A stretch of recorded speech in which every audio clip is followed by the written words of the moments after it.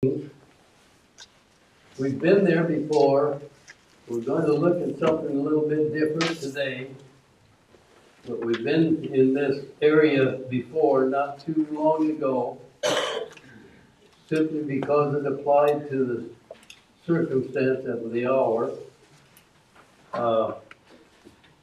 We're in 1 Kings chapter 3. And just a little bit of background before we read the scripture.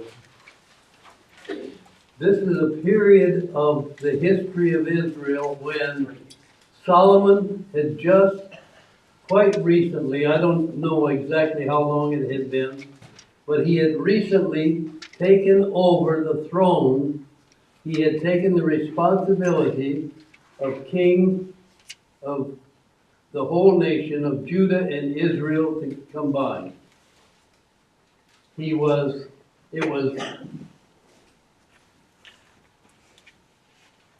during the time when he had not yet built the temple. So there was no central place of worship in Israel. And they sacrificed on the high places. I don't know whether they did that because they thought they were getting closer to God or not. I never quite understood, and I've never found any comment that indicated why they always chose the high places for these shrines and these places to worship. But Solomon had gone to one of actually the highest place in the nation to worship and to make sacrifices. And that place happened to be in Gibeon.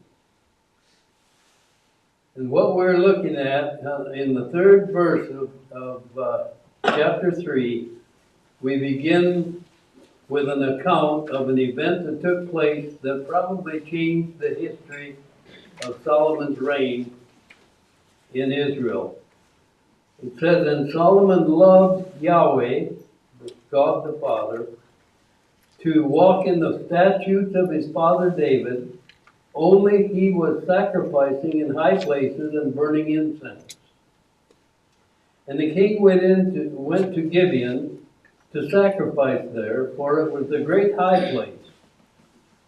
Solomon offered 1,000 burnt offerings on that altar. Yahweh appeared to Solomon in Gibeon in a dream of the night. And Elohim said, ask, what shall I give you? Let me just stop there for just a second. Is there anyone here, have you ever had a dream that had that kind of spiritual implications to it? Anybody here ever had that kind of a dream? I can't say that I have. I get messages, but they come in a different way. I just was curious to know if they were. And Yahweh appeared to Solomon in Gibeon in a dream of the night, and Elohim said, ask, what shall I give you? Well, isn't that a blank check? And Solomon said, you have done great kindness to your servant, my father David, to your servant, my father David, as he walked before you in truth and in righteousness, and in uprightness of heart with you. And you have kept for him this great kindness, that you've given him a son to sit on the throne as today. And now, O Yahweh, my Elohim, you have caused your servant to reign instead of my father David. And I'm but a young boy. I do not know how to go out and come in. Your servant is in the midst of your people whom you have chosen, of numerous people that cannot be numbered or counted for multitude. Therefore, give to your servant an understanding heart to judge your people, to discern between good and evil, for who is able to judge this your great people? And the word was good in the eyes of Yahweh that Solomon had asked this thing. And Elohim said to him, because you have asked this thing, and have not asked for yourself many days, nor asked riches for yourself, nor asked the life of your enemies, and you have asked for discernment for yourself to understand judgment. Behold, I have done according to your words.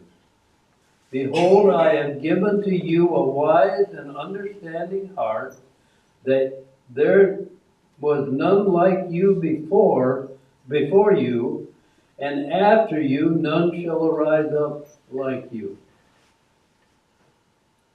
And also I have given you that which you have not asked, both riches and honor, that there shall not be a man like you among the kings all of your days. And if you walk in my ways, to keep my statutes and my commands, as your father David walked, then I will prolong your days. And just a concluding comment, and Solomon awoke, and behold, it was a dream.